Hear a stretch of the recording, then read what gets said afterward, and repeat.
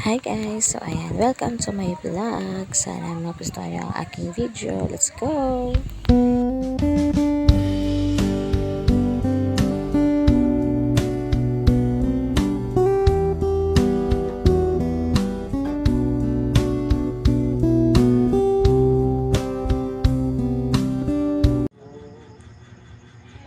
Natutulog ba ang Diyos? Natutulog ba?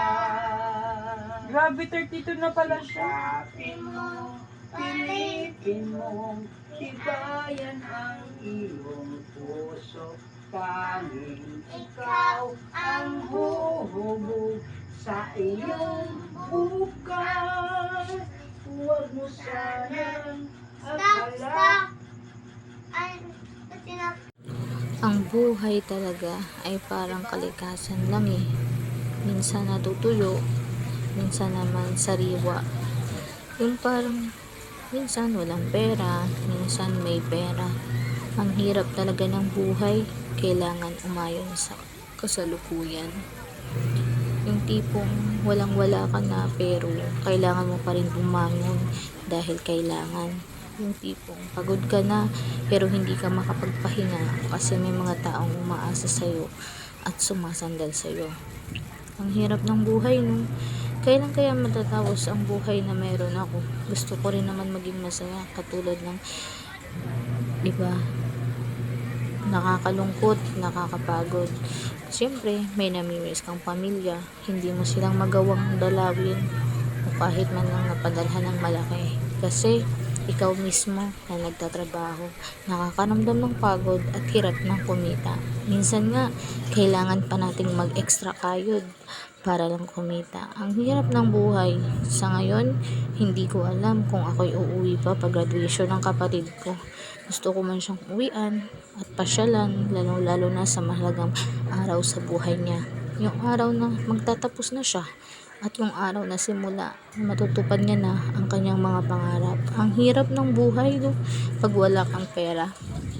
Marami kang gusto pero hindi mo kayang gawin kasi bawat galaw mo, dapat lagi kang may pera. Oo, kahit walang pera, pwedeng maging masaya. Pero sa mundo ngayon, pag wala kang pera, ay hindi ka kilala. Maraming ganyan, di ba? Kung ganun, paano na lang ako? Sana guys, supportahan nyo ako sa video ito.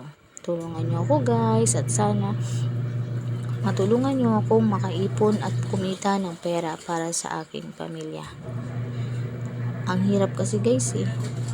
Yung tipong nagtatrabaho ka pero parang wala kang kinikita. Yung nagpapagod ka pero wala kang ipon. Kung may gusto kang bilhin pero kailangan mong magpigil dahil kailangan mong unahin ang mga priority mo sa buhay. Yung may gusto kang kainin pero kailangan mong magtipid kasi bukas hindi mo inaasahan na baka mamaya wala ka na namang makukuha o magagamit na pera. Ang hirap sa araw-araw na naglalakbay ka o gumagalaw ka na wala kang pera. Ang hirap. Lalo na kung nagtatrabaho ka sa malayo pa. Malayo ka na sa pamilya mo, babiyahe ka pa ng malayo para lang kumita. Yung tipong yung perang sinasahod mo para na lang din pamasahe mo. Ang hirap, di ba? Pero wala, kailangan mo talaga magtiyaga. Dahil pag hindi ka nagtiyaga, ikaw lang din naman ang kawawa. Sabi nga nila, pag may tiyaga, may nilaga. Pero pag pagod ka na, lahat ng nilaga ay makukuha. Kaya sana guys, suportahan nyo ako. At sana ibigyan nyo ako ng pagkakataon na makaraos sa buhay. At matulungan ang aking pamilya at maibigay ang kanilang pangangailangan. Wala na akong ibang hinihiling palagi, kundi ang mabigyan sila kung ano man ang kailangan at karapat-dapat na mabigay sa kanila. Kasi ang pamilya ko, deserve nila ang mabuhay at masuportahan dahil iba sila sa lahat ng pamilya. Hindi dahil kasi pamilya ko sila, hindi dahil nakikita ko kung paano sila magsakripisyo para sa aming mga anak nila.